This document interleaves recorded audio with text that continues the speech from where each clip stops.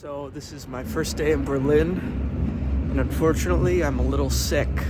I have a bit of a head cold, like all this stuff in my nose is not so great. And I just had a 9, almost 10 hour train ride from Amsterdam to Berlin. There was an accident on the tracks or something, so it was delayed on every single stop, which made it take absolutely forever, which means I am exhausted, even though I slept a lot, and I'm sick. And I was sick yesterday, but now it's a little bit worse. So I slept in, and now I'm gonna take a walk and see the kind of quintessential Berlin monuments. I'm gonna see the Brandenburg Gates and all that good stuff. Hopefully some of the museums are open. I can take a look around, and then I'm gonna go back and go to sleep. So I'm just tired, and my nose is stuffy. Oh my God. But besides that, could be a lot worse. I'm in Berlin, which I am getting to practice a little bit of my German, which is nice. But besides that, it's you can get by with English pretty well here. There's a lot of English around. And then the German is, as long as you understand a bit, you can get pretty far. So I'm going to be here for the next 3 or 4 days, 3 or 4 nights. And then I am going south to Prague, and then Vienna, and then Switzerland. And then I'll finally make it to Italy. That's at least the plan right now. Always subject to change.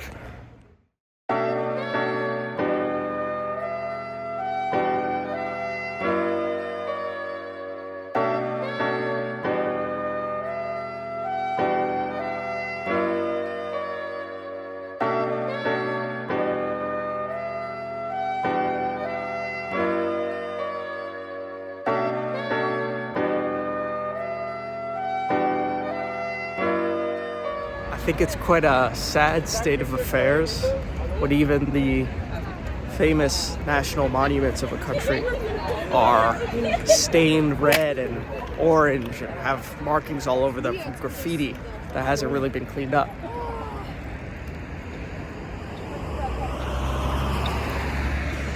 It's just, I don't know what that says, but it says something interesting when I guess either they can't be bothered to clean it up, or every time they clean it up, it gets ruined immediately with nobody doing anything about it.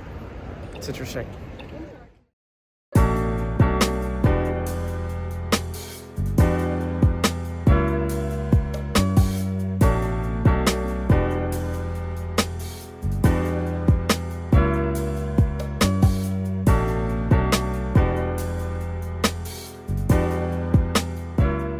Thing I find very interesting is that all the older buildings, basically anything that's pre-World War II, like subway stations, some monuments, you can see they're all pockmarked. All the real stone has divots in it here and there, and you don't see that in other cities. And I'm pretty sure it's because that when Berlin was being attacked and there were people shooting back and forth, they were hiding in the train stations and whatnot and shooting out, and people were shooting back. And when they missed, there would be a big hole in the stone right next to their head, or behind their head maybe. It's really interesting because no matter where you go, you could tell which buildings were made before World War II, because you could see there's holes in all the stonework, and a lot of it's right at head level, which is even more interesting. I guess the Russians had pretty good aim. It's very interesting to see. When you see something like that, you can really understand the connection to history a place has.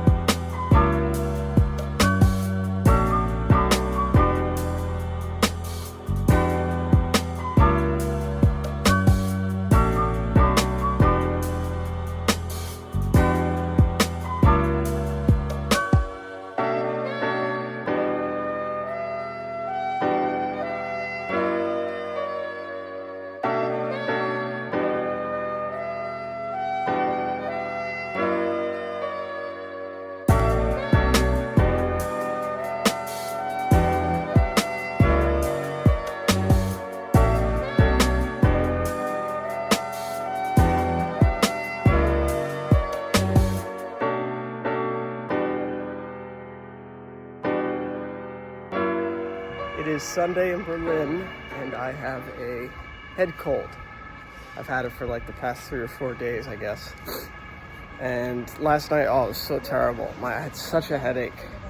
And I literally like turned on the shower to all the way hot and just left it running so my room would get really humid. And that helped a little bit, but it was terrible.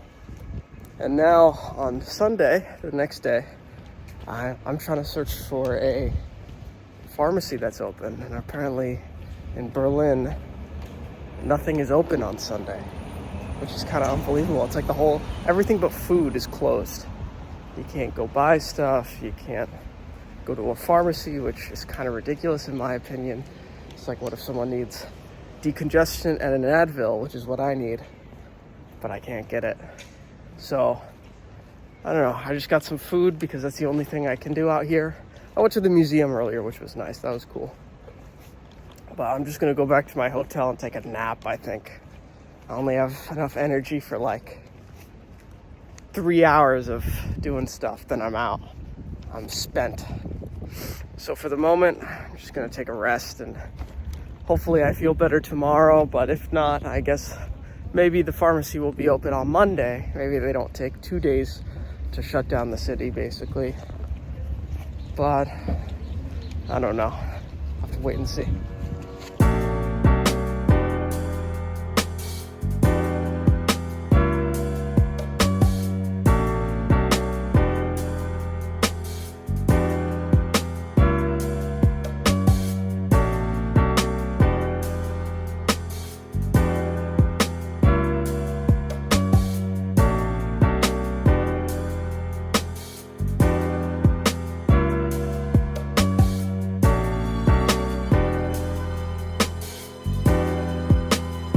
So this is my last day in Berlin. I am leaving at 5 p.m. on the train to Prague. And I'm feeling much better. I think I've mostly gotten over my head cold. I still have a little bit of a sinus thing, but I don't have a headache, and I'm not too tired. So I can kind of go around and actually enjoy the city without thinking, oh my God, I just want to take a nap. Today I saw the Reichstag building, which was pretty interesting. They have a nice event type of thing on the top with a nice big glass dome. And I don't know. Now I'm gonna go to a couple museums. I have about 3-ish hours before I have to get my bags and go to the train station. Hopefully catch my train and get to Prague, get my hotel. One thing I'm very excited for about Prague is that everything's super cheap there. They have their own currency, which is devalued. So I go to Prague and I can get a hotel, like a really nice hotel in the city center for $100 a night, which by like American standards is in the middle of rural Vermont. You can get a hotel for $100 a night. So it's a pretty good deal. I can see why all the Europeans talk about Prague so fondly. It's like the major party city that's extremely cheap. And I hope people speak English there, because I've been getting by with my French so far, and my German is actually pretty good. I've been enjoying that. But the only word in Czech I know is ahoy, because it's what the pirates say. And that means hello, actually, in Czech as well. So that's interesting. But I don't know anything else. So who knows? I guess I'll just enjoy my time in Berlin and then hopefully get by in Prague. I assume they speak English, because I don't think I've encountered anybody who doesn't speak English so far. Everyone in these European cities speaks English, which is fun. It's great because I can communicate.